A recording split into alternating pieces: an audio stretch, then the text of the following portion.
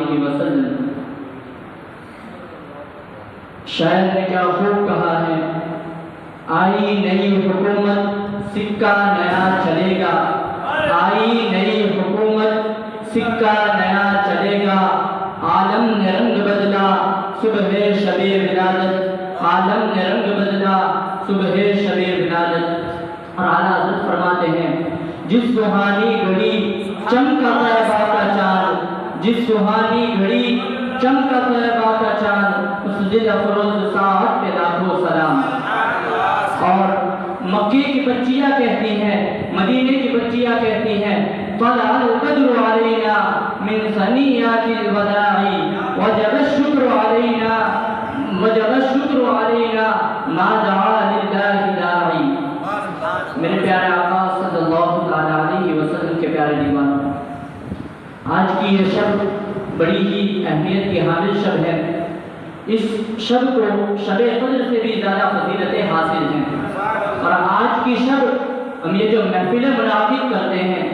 اللہ کے کلام کی تلاوت کرتے ہیں، نبی کریم صلی اللہ علیہ وسلم کی بارگاہ میں درود مبارکہ کا نذرانہ پیش کرتے ہیں،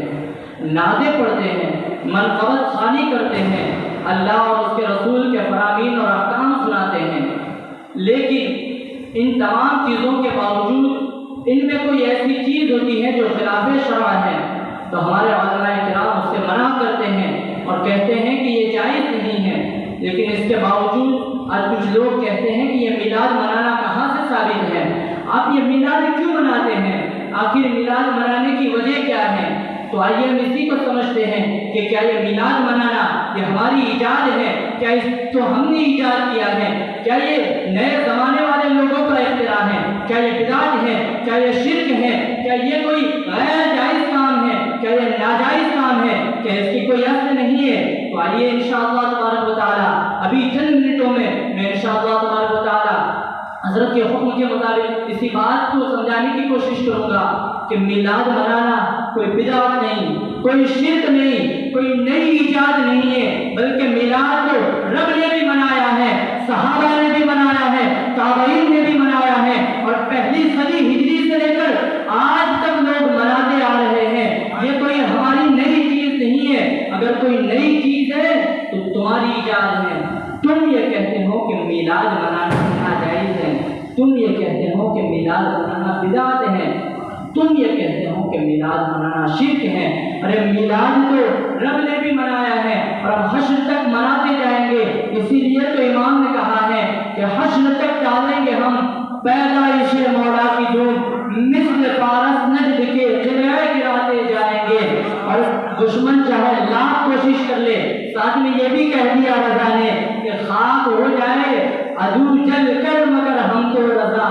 دم میں جب تک دم ہے ذکر ان کا سناتے جائیں گے۔ اور کیوں نہ سنائیں کہ ساری رونقیں انہی کی ہیں، یہ ساری بہاریں انہی کی ہیں، یہ چاند چمک رہا ہے تو انہی کا صدقہ ہے، یہ سورج ہر صبح نکل رہا ہے تو یہ بھی میرے نبی کا صدقہ ہے، اگر وہ نہ ہوتے تو کچھ نہ ہوتا۔ اسی لیے تو اعلیٰ حضرت کہتے ہیں کہ وہ جو نہ تھے تو کچھ نہ تھا، اور وہ جو نہ ہو تو کچھ نہ ہو،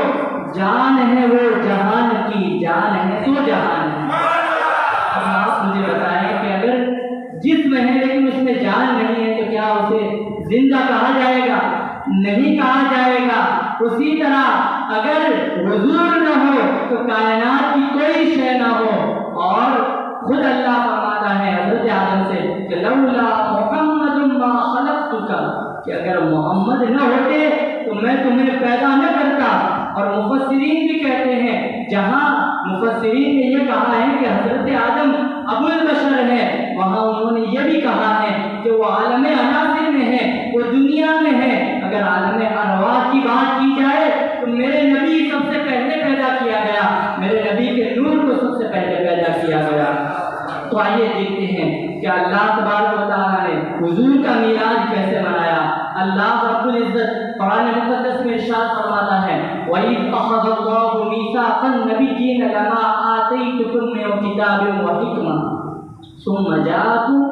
رَسُولٌ مُصَدِّقٌ لِّمَا مَعَكُمْ لَتُؤْمِنُنَّ بِهِ وَلَتَنصُرُنَّهُ قَالَ أَقْرَرْتُمْ وَأَخَذْتُمْ عَلَىٰ ذَلِكُمْ إِصْرِي قَالُوا أَقْرَرْنَا قَالَ فَاشْهَدُوا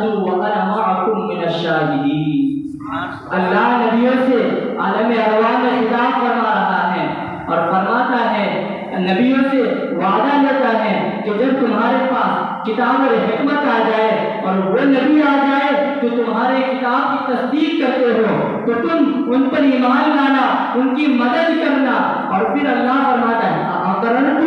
کیا تم نے اس وعدے کو مکمل کر لیا؟ کیا تم نے اس بات کا اقرار کر لیا؟ کیا میں نے تم سے جو وعدہ لیا تھا اسے تم نے لے لیا؟ اور پھر فرماتا ہے، اور پھر اللہ رب العزت فرماتا ہے کہ نبی فرماتے ہیں قالوا اقررنا،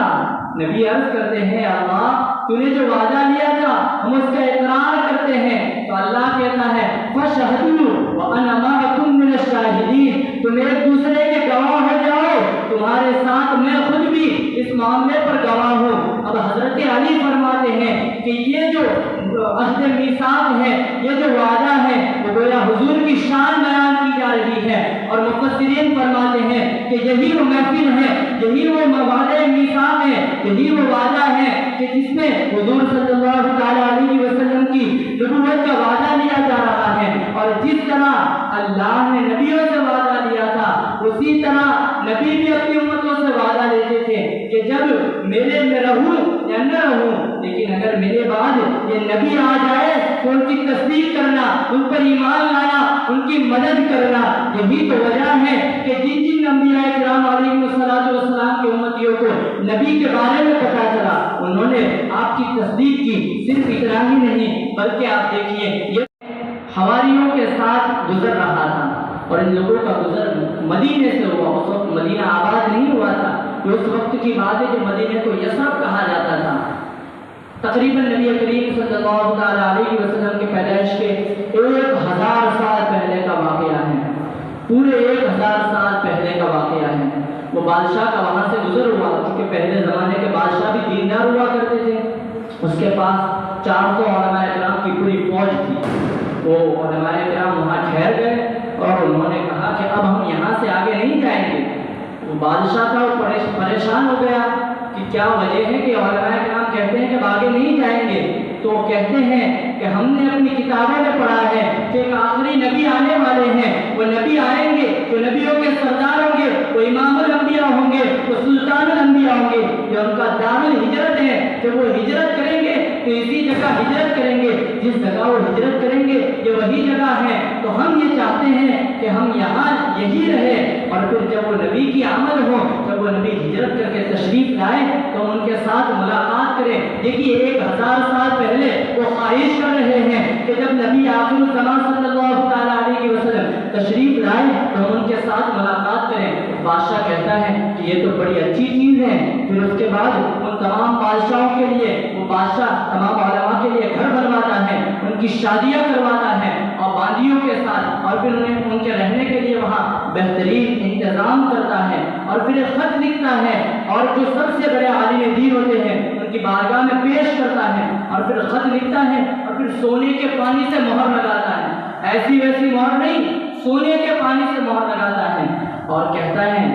کہ میں آپ کی بارگاہ میں یہ گزارش کرتا ہوں کہ جب وہ نبی آ جائے، جب وہ نبی آخر الزمان آ جائے، جب سلطان الانبیاء آ جائے تو یہ میرا خط ان کی بارگاہ میں پیش کرنا اور یہ کہہ دینا کہ میں ان کی تصدیق کرتا ہوں، اگر میں زندہ ہوتا تو ضرور ان کے ساتھ ہوتا اور ہر جگہ ان کی تصدیق کرتا، ان کی امداد کرتا، ان کی مدد کرتا۔ اور یہی وہ خط ہے جسے حضرت ابو ایوب انصاری رضی اللہ تعالیٰ عنہ کے پاس وہ نسل در نسل ہوتے ہوئے پہنچتا ہے، اور پھر جب میرے آقا مدینے میں ہجرت کر کے آتے ہیں تو یہی حضرت ابو ایوب انصاری ہیں کہ جن کے گھر پر حضور صلی اللہ تعالی علیہ وسلم قیام فرماتے ہیں۔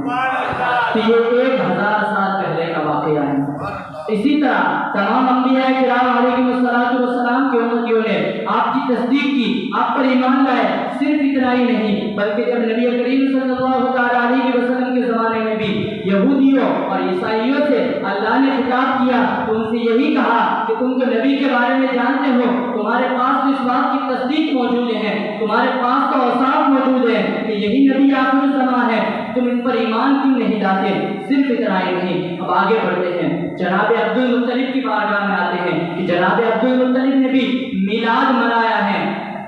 خود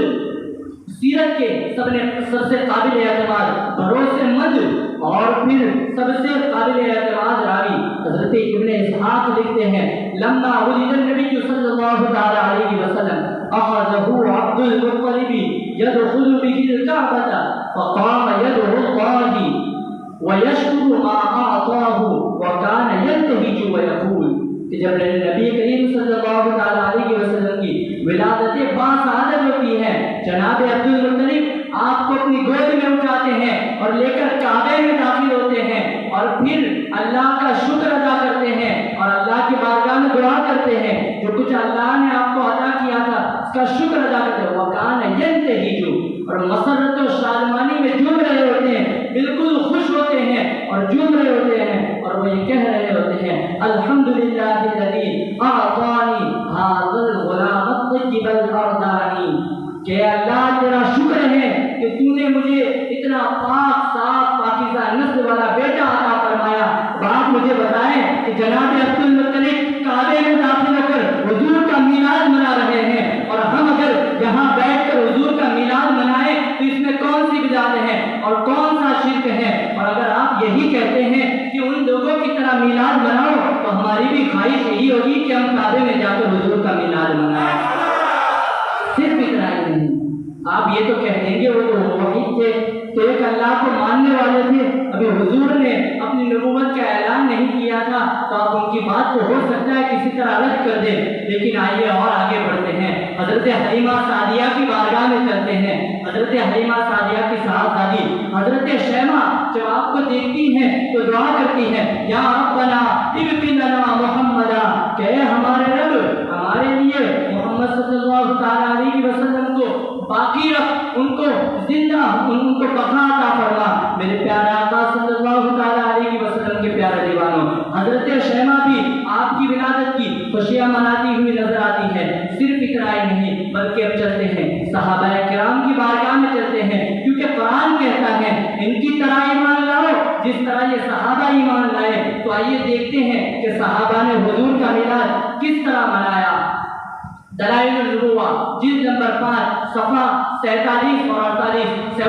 47 اور 48 پر یہ بات لکھی ہوئی ہے کہ جب غزوہ تبوک کا موقع ہے حضور تشریف لائے، ایک جگہ حضور نے قیام فرمایا، حضرت عباس بن عبد المطلب، وہی حضرت جناب عبد المطلب کے بیٹے حضرت عباس جو آپ کے چچا تھے، وہ آپ کی بارگاہ میں حاضر ہوتے ہیں۔ قال عباس بن عبد المطلب لرسول اللہ صلی اللہ علیہ وسلم اذن لی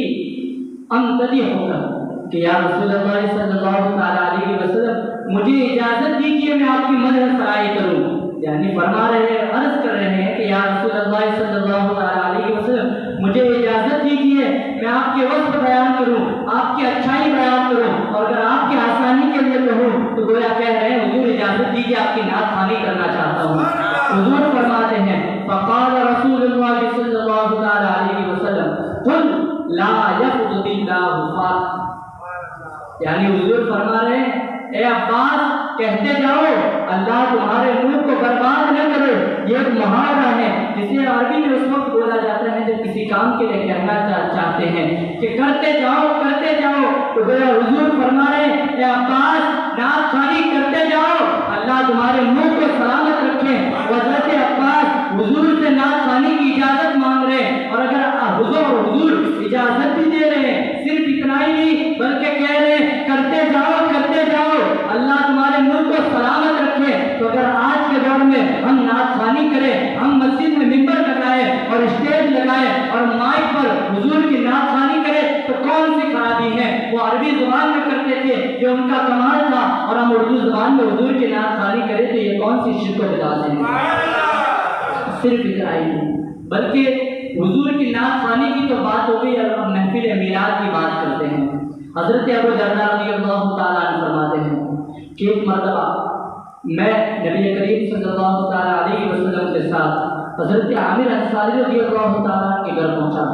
کیا دیکھتے ہیں ہم لوگ کہ نبی کریم کی حضرت عامر رضی اللہ تعالیٰ اپنے بچوں کو اپنے پاس بٹھائے ہوئے ہیں اور حضور کی میلاد کے واقعات سنا رہے ہیں اور بتا رہے ہیں کہ اس دن حضور کی میلاد ہوئی ہے، اس دن آمنہ کے لال کی آمد ہوئی ہے، اس دن سرور کائنات صلی اللہ علیہ وسلم जलवा फिगल हुए हैं। ये वही दिन है जिस दिन कायनात में नबी करीम सल्लल्लाहु अलैहि वसल्लम की आमद हुई है और हुजूर सल्लल्लाहु अलैहि वसल्लम भी वहाँ मौजूद है। और सिर्फ इतना ही नहीं, सिर्फ मौजूद ही नहीं है, सिर्फ हुजूर मौजूद होते तो ये भी इस बात की दलील होती कि ये बात जायज़ है, नाजायज़ और शिर्क व बिदअत नहीं है। लेकिन हुजूर मौजूद है, सिर्फ मौजूद नहीं बल्कि कहते हैं कि आमिर जिस तरह तुम कर रहे हो, जो जो इस तरह करे अल्लाह उन पर रहम फरमाए और अल्लाह तुम्हें सलामत रखे। गोया आदमी दुआ उसी वक्त देता है जब किसी काम से खुश होता है।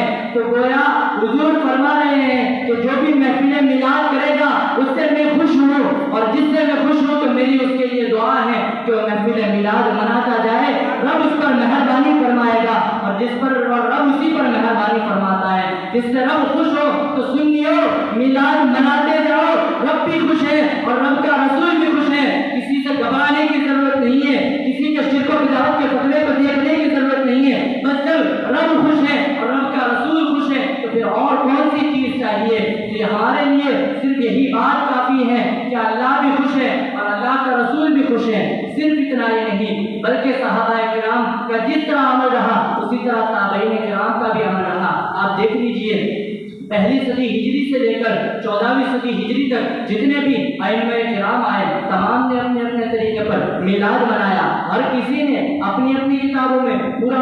नबी करीम सल्लल्लाहु अलैहि वसल्लम की मिलाद का बाब बांधा, पूरे चैप्टर बांधे हुजूर की मिलाद पर और हर किसी ने अपने अपने तरीके पर हुजूर की मिलाद की, चाहे वो कोई भी हो। आप चाहे देखिए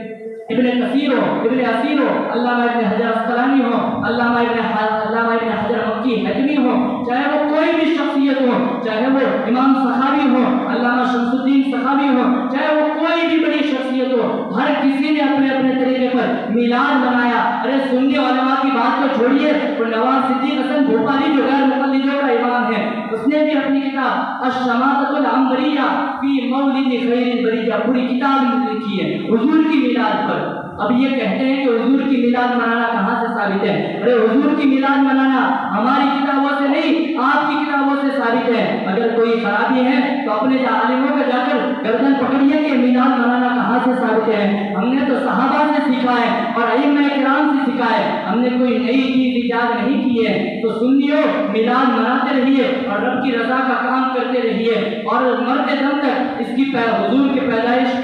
पैदाइश का चर्चा करते रहिए। इसीलिए आला हज़रत ने कहा है कि हश्र तक डालेंगे हम पैदाइश मौला की धुन मिस्ल फारस नजद के गिराते जाएंगे। आइए खुसूसी खिताब की तरफ बढ़ते हैं। मैं खिताब के लिए